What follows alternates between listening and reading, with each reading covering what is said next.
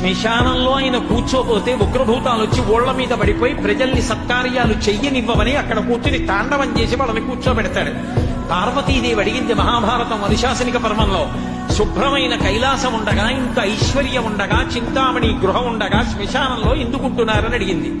అడిగితే ఆయన చెప్పాడు, పార్వతి బతికున్న నాళ్లు అన్ని చోట్లకి వెడతారు, ఏమీ తోచట్లేదు, శ్మశానానికి వెళ్ళొద్దామని ఎవరు రారు పార్వతి.